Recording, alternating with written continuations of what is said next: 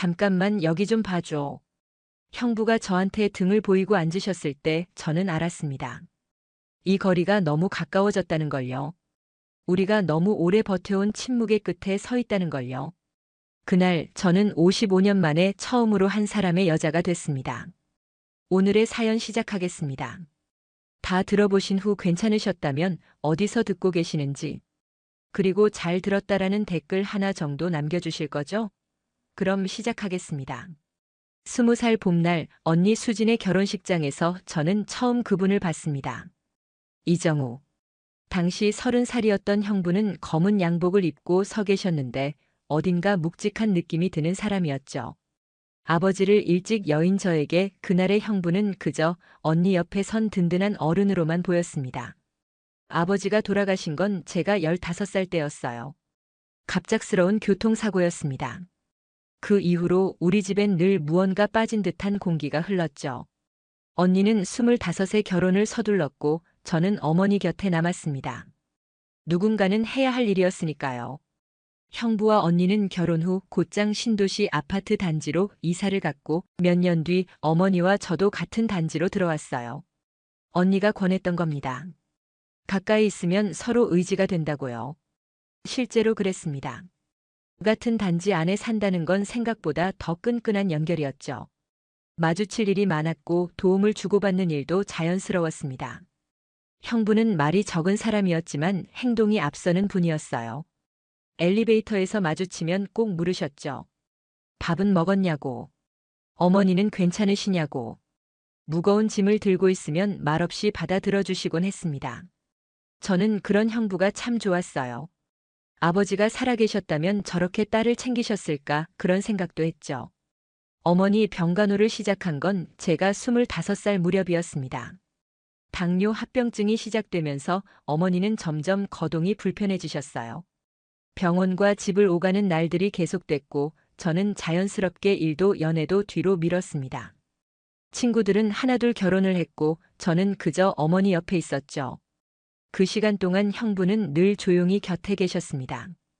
병원에 모시고 갈 차가 필요하면 주말에도 달려오셨고 무거운 의료 장비를 옮겨야 할 때도 먼저 나서셨어요. 언니는 직장일로 바빴고 형부가 대신 그 빈자리를 채웠습니다. 저는 그게 고마웠고 당연한 일이라고 생각했죠. 형부를 향한 제 감정은 언제나 분명했습니다. 존경이었고 신뢰였고 편안함이었어요. 가족이라는 이름 안에서 흔들릴 이유가 전혀 없는 관계였죠. 같은 단지 안에서 자주 마주쳤지만 그건 그저 일상이었을 뿐입니다. 저는 형부를 우리 집의 기둥 같은 사람으로 여겼고 형부 역시 저를 처제로만 대하셨어요. 그게 전부였습니다. 어머니는 제가 35살 되던 해봄에 돌아가셨습니다. 10년을 함께 버텼던 시간이 끝나는 순간이었죠. 장례식장에서 형부는 제 어깨를 가만히 두드려 주셨습니다. 아무 말도 하지 않으셨지만 그 손길만으로도 위로가 됐어요. 저는 그날도 형부를 믿음직한 어른으로만 바라봤습니다. 그 이상도 그 이하도 아니었죠. 어머니가 돌아가시고 나니 제 삶에는 목표라고 할 만한 게 아무것도 남지 않았습니다. 10년을 병간호에 쏟아부은 뒤였으니까요. 친구들은 이미 각자의 가정을 꾸렸고 저는 그저 텅 빈 집에서 하루하루를 보냈어요. 35이라는 나이는 무언가를 새로 시작하기엔 애매했고 그렇다고 포기하기엔 이른 듯 했죠. 언니가 자주 전화를 했습니다. 혼자 있지 말고 나와서 밥이라도 먹자고요. 형부도 가끔 단지 마트에서 마주치면 말을 건네셨어요. 요즘 어떻게 지내냐고. 잘 먹고 있냐고. 저는 그럴 때마다 괜찮다고 잘 지낸다고 대답했습니다. 사실은 하루하루가 그냥 흘러가는 것뿐이었지만요. 그러던 어느 날 언니가 소개팅을 주선했어요. 직장 동료의 친척이라는 남자였습니다. 최준호. 45살의 회사원이었죠. 처음 만났을 때 그는 차분하고 예의 바른 사람으로 보였어요. 말을 많이 하는 스타일은 아니었지만 불편하지도 않았습니다. 저는 그와 몇 번 더 만났고 어느새 결혼 이야기가 나왔죠. 사랑이라고 하기엔 뭔가 부족한 감정이었어요. 설렘도 없었고 가슴이 뛰는 순간도 없었습니다. 하지만 이 나이에 그런 걸 바라는 게 욕심이라는 생각도 들었죠. 준호는 성실했고 안정적이었어요. 저를 싫어하지 않았고 결혼 생활을 책임지겠다고 했습니다. 그 정도면 충분하다고 저는 스스로를 설득했어요. 45의 결혼식은 조촐했습니다. 친척 몇 명과 가까운 사람들만 모였죠. 언니와 형부도 참석하셨어요. 형부는 축의금 봉투를 건네시며 짧게 말씀하셨습니다. 행복하게 살라고요. 저는 고개를 끄덕였지만 그 말이 무슨 뜻인지 정확히 알지 못했습니다. 행복이 뭔지 잘 몰랐으니까요. 결혼 생활은 조용했습니다.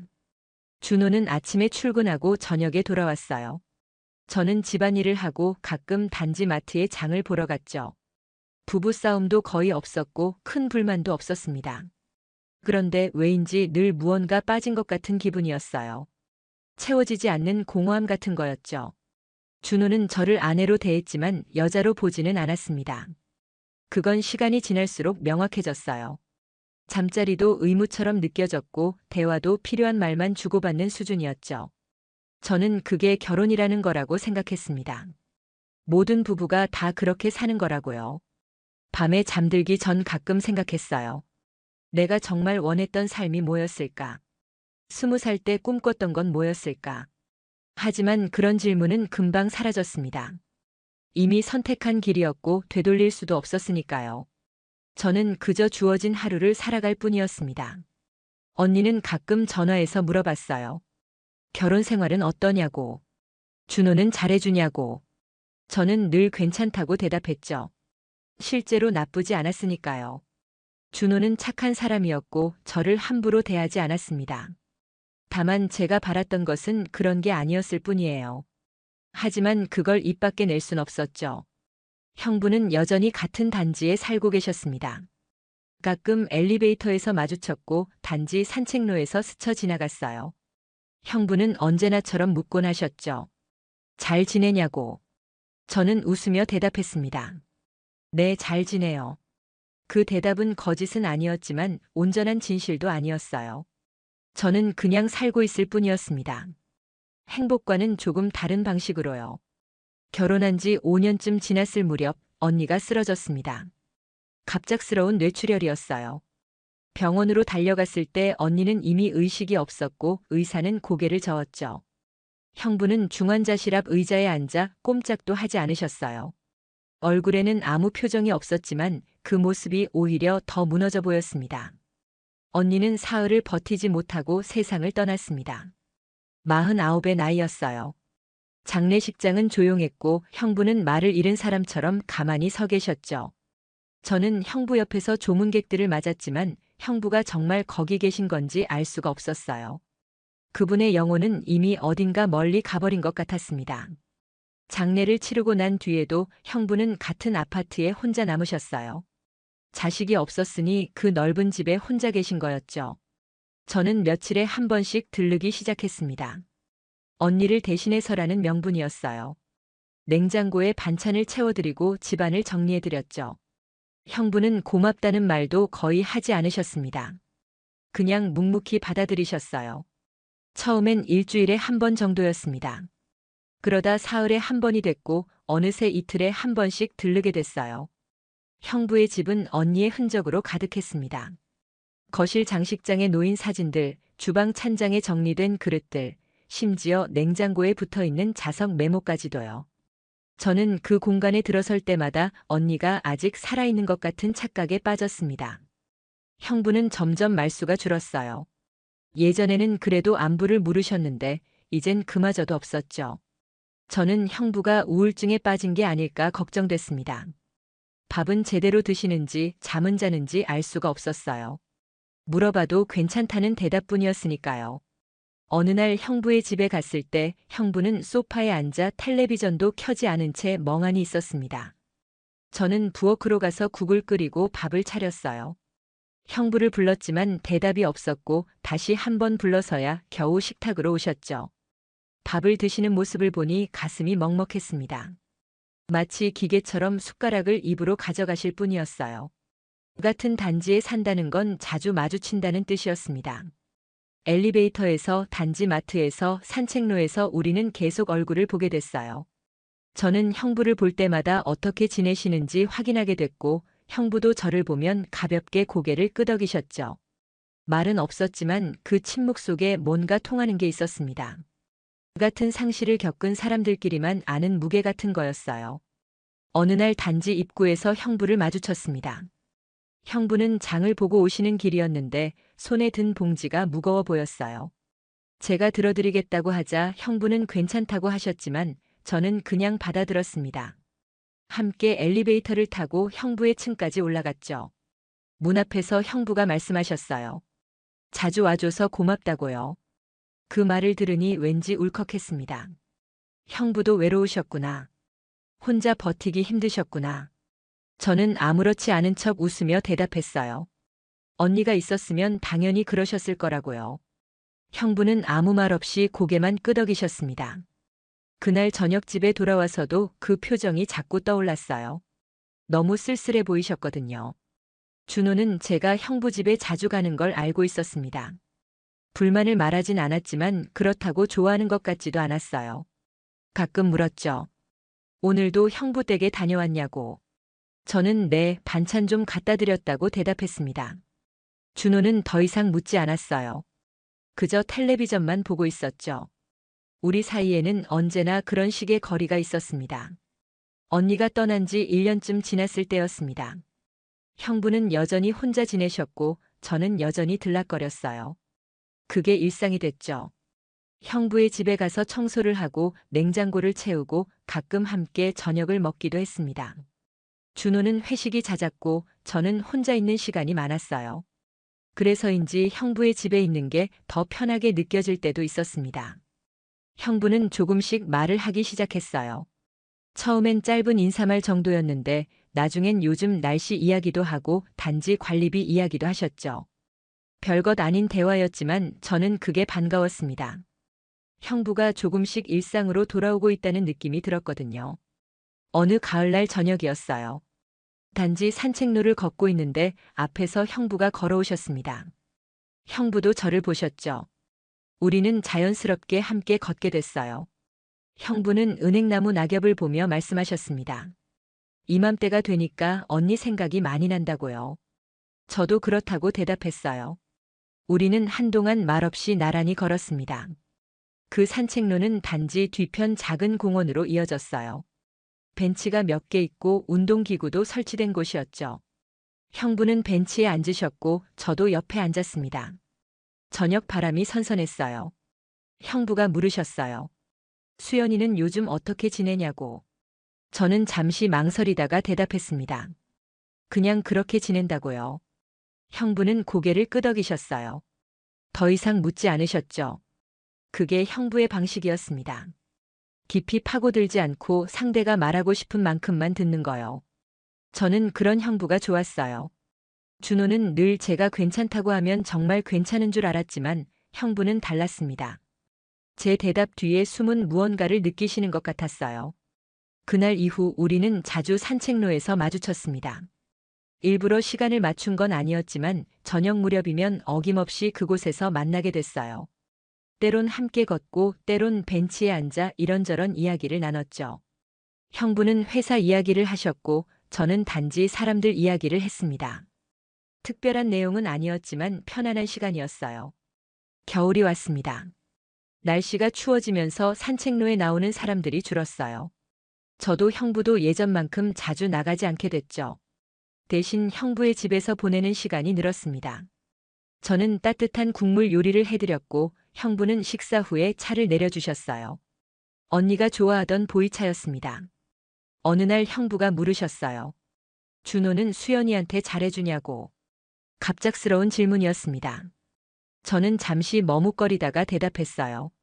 네, 잘해준다고요. 형부는 그래야 한다며 짧게 말씀하셨죠.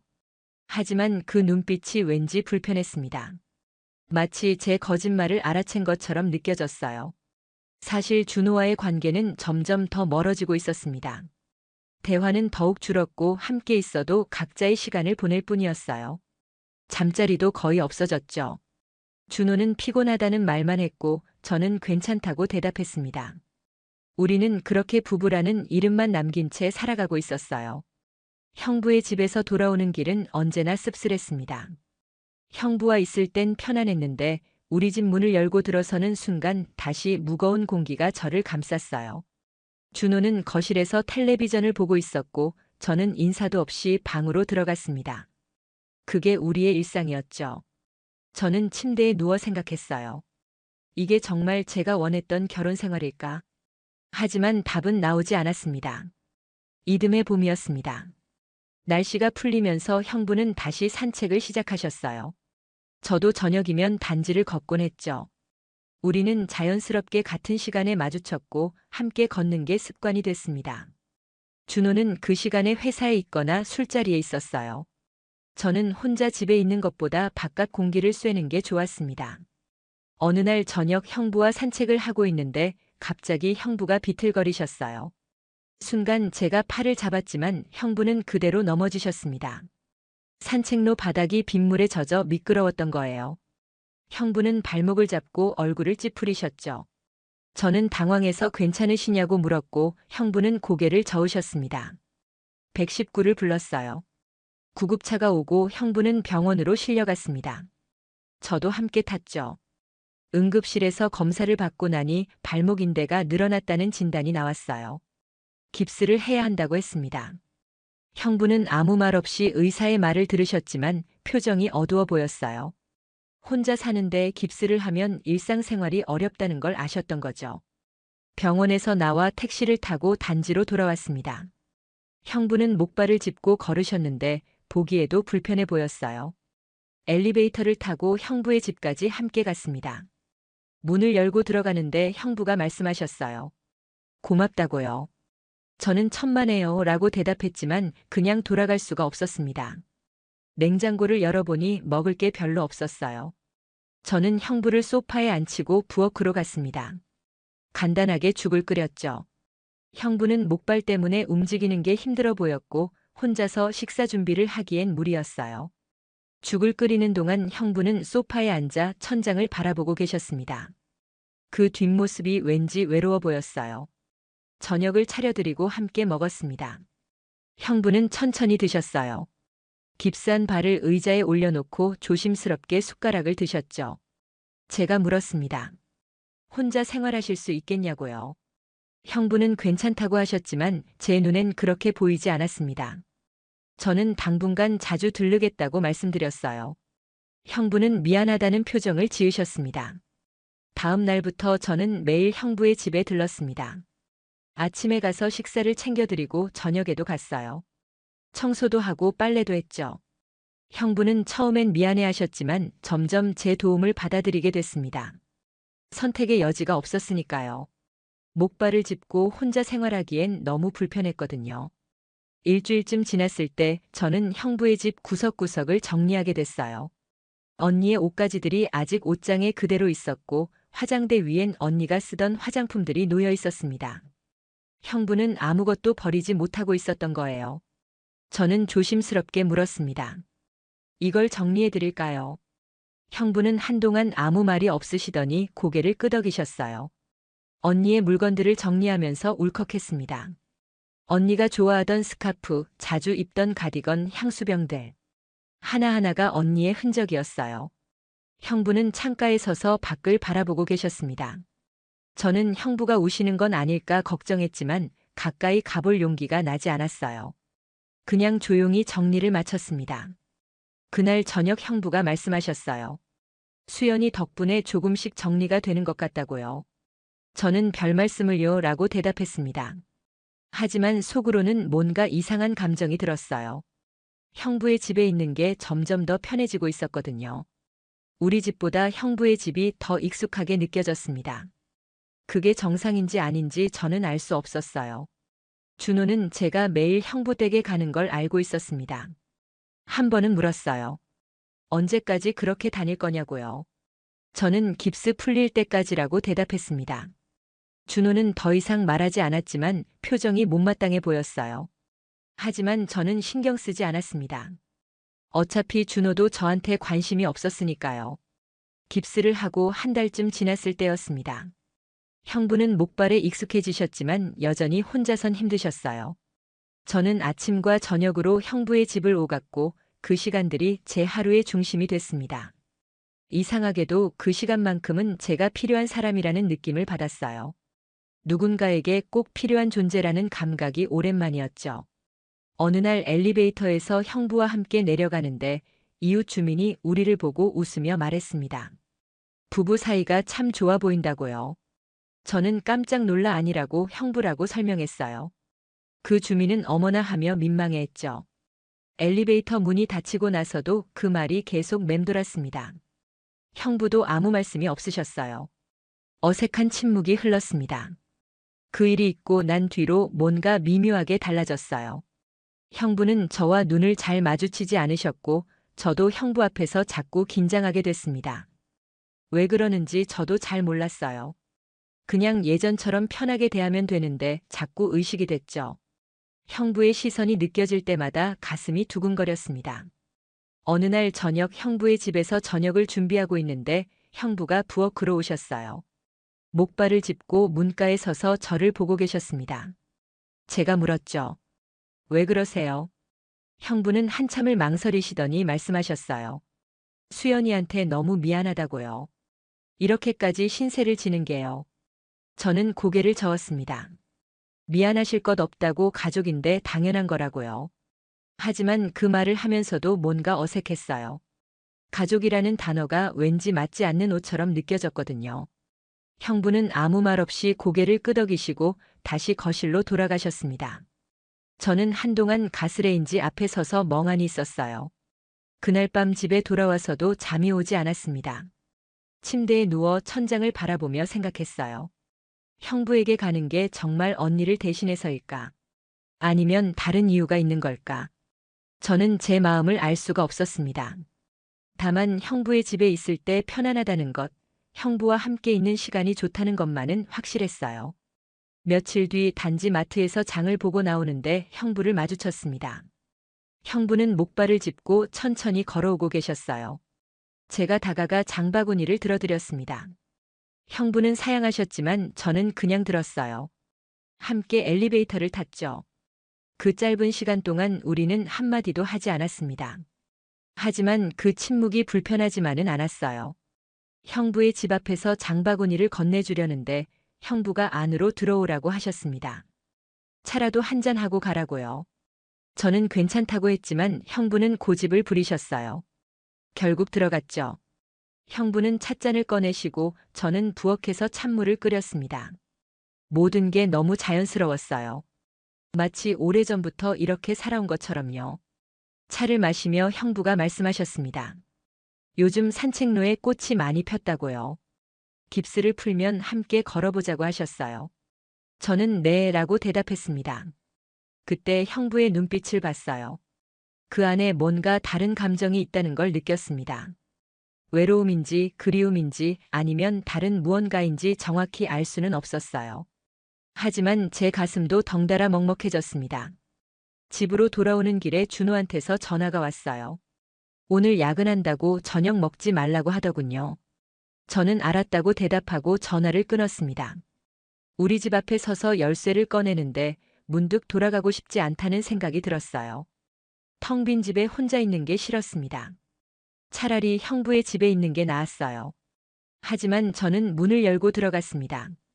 이게 제 자리니까요. 그날 밤 꿈을 꿨어요.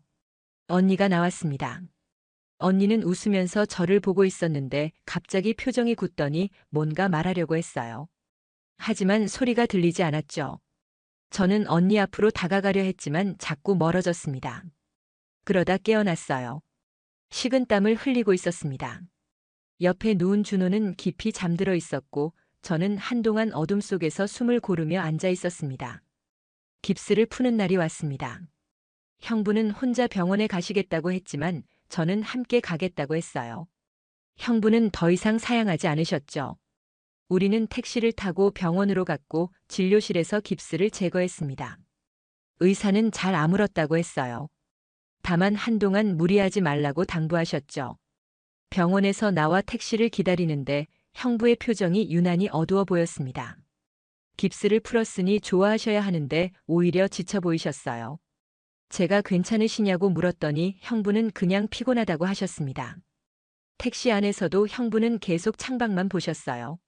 저는 무슨 말을 해야 할지 몰라 그냥 가만히 있었습니다. 단지로 돌아와 형부의 집까지 함께 올라갔습니다. 엘리베이터 안에서도 형부는 말이 없으셨어요. 문을 열고 들어가는데 형부가 신발을 벗다가 휘청거리셨습니다. 제가 얼른 팔을 잡았죠. 형부는 괜찮다고 하셨지만 얼굴이 창백했어요. 저는 형부를 소파까지 부축해 앉혔습니다. 물을 떠다 드리고 형부 옆에 앉았어요. 형부는 한참 동안 물만 마시고 계셨습니다. 그러다 문득 말씀하셨어요. 고생 많았다고요. 그동안 자주 와줘서 고맙다고요. 형부의 목소리가 떨리는 것 같았어요. 저는 뭐라 대답해야 할지 몰라 그냥 웃기만 했습니다. 형부가 천천히 일어나 창가로 걸어가셨어요. 깁스가 없어진 다리로 조심스럽게요. 한동안 밖을 바라보시다가 다시 소파로 돌아오셨습니다. 그런데 이번엔 저한테 등을 보이고 앉으셨어요. 갑자기 말씀하셨습니다. 잠깐만 여기 좀 봐달라고요. 어깨가 결린다고요. 저는 순간 망설였습니다. 하지만 거절할 이유도 없었어요. 저는 형부의 등 뒤로 자리를 옮겼습니다. 그리고 조심스럽게 형부의 어깨에 손을 올렸어요. 형부의 어깨는 생각보다 단단했습니다. 제 손이 닿자 형부의 몸이 살짝 굳는 게 느껴졌어요. 저도 긴장이 됐죠. 천천히 어깨를 주무르기 시작했습니다. 형부는 아무 말 없이 가만히 있었어요. 저도 말이 없었습니다. 방 안은 너무 조용했어요. 시계 소리만 똑딱거렸죠. 형부의 숨소리가 들렸습니다. 제 숨소리도 들렸어요. 그 거리가 너무 가까웠습니다. 너무 오래 버텨온 침묵의 거리였어요. 형부가 갑자기 말씀하셨습니다. 수연아 하고요. 저는 손을 멈췄습니다. 형부는 천천히 고개를 돌려 저를 보셨어요. 그 눈빛을 저는 알고 있었습니다. 외로움이었어요. 고독이었어요. 그리고 저도 똑같은 눈으로 형부를 보고 있다는 걸 깨달았습니다. 우리는 한동안 그렇게 서로를 바라봤어요. 누가 먼저랄 것도 없이 자연스럽게 가까워졌습니다. 형부의 손이 제 손을 잡았어요. 따뜻했습니다. 저는 그 손을 뿌리치지 않았어요. 뿌리칠 수가 없었습니다. 너무 오랫동안 이런 온기를 느껴보지 못했거든요. 언니 생각이 났어요. 준호 생각도 났습니다. 하지만 그 순간만큼은 아무것도 중요하지 않았어요. 저는 55년을 살면서 처음으로 여자로 대접받는 기분을 느꼈습니다. 누군가 저를 원한다는 걸 알았어요. 제가 아내도 아니고 처제도 아니고 그냥 한 사람의 여자로 보인다는 걸요. 형부가 제 이름을 불렀습니다. 수연아.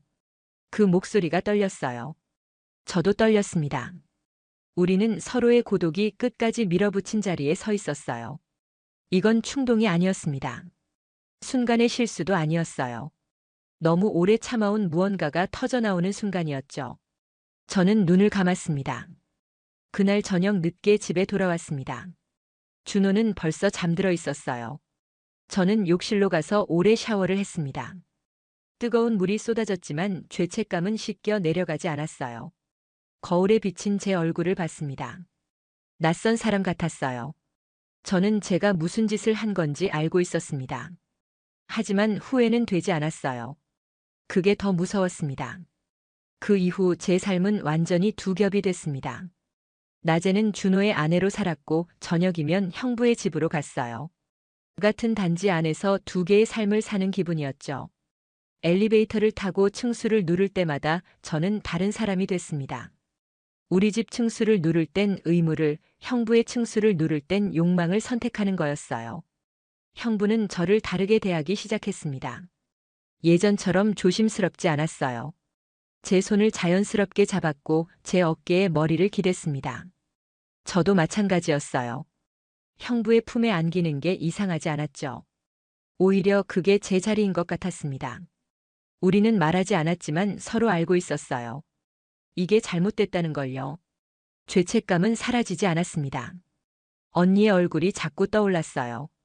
형부의 집 곳곳에 남아있는 언니의 흔적들이 저를 보고 있는 것 같았죠. 언니의 사진이 걸린 벽을 볼 때마다 가슴이 찢어지는 것 같았습니다. 하지만 동시에 형부 없이는 살 수 없을 것 같았어요. 이게 사랑인지 의존인지 저는 구분할 수가 없었습니다. 준호는 아무것도 눈치채지 못했습니다. 아니, 눈치채지 않으려고 했는지도 몰라요. 저는 여전히 집안일을 했고 준호의 옷을 챙겼고 아침 식사를 준비했어요. 평범한 아내의 역할을 완벽하게 해냈습니다. 준호도 변함없었죠. 회사에 가고 저녁 늦게 돌아오고 주말엔 텔레비전을 봤어요. 우리는 여전히 같은 집에 살았지만 완전히 다른 세계에 있었습니다. 어느 날 단지 마트에서 아는 주민을 만났어요. 그 주민이 물었습니다.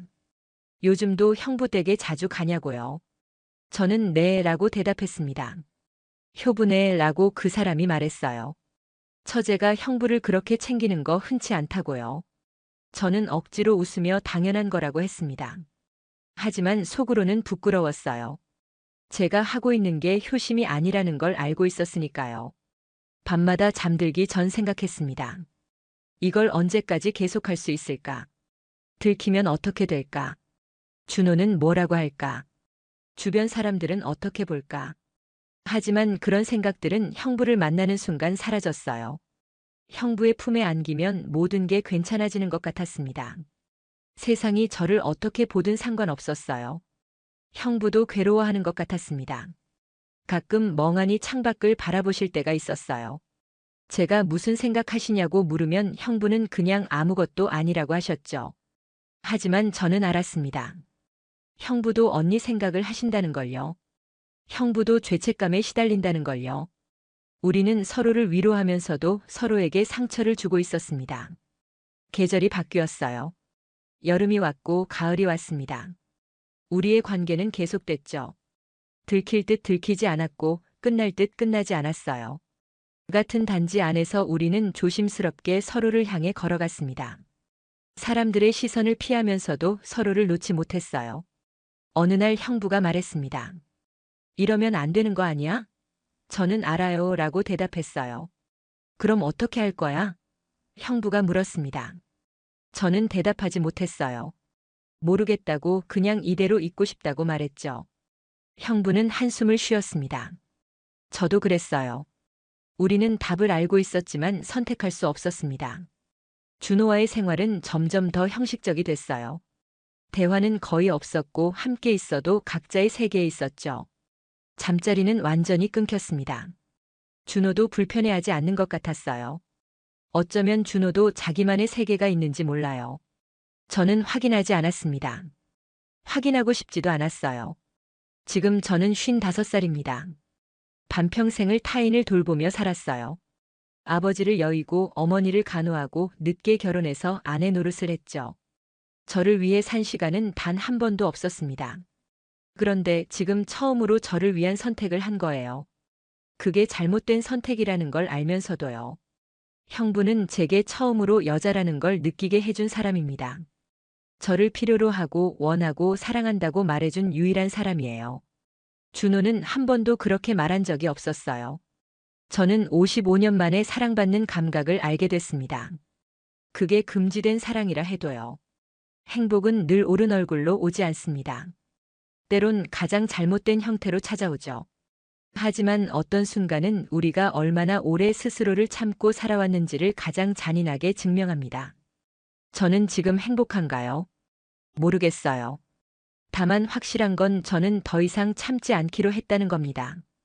그게 어떤 결과를 가져올지 알 수 없지만 적어도 지금 이 순간만큼은 제가 살아있다는 걸 느낍니다. 같은 단지 안에서 저는 오늘도 두 개의 삶을 삽니다. 누군가는 이걸 비겁하다고 할지도 몰라요. 맞는 말입니다. 하지만 저는 더 이상 착한 사람이고 싶지 않아요. 한 번쯤은 나쁜 사람이 되어도 괜찮다고 저 스스로에게 말하고 있습니다. 오늘의 사연은 여기까지입니다.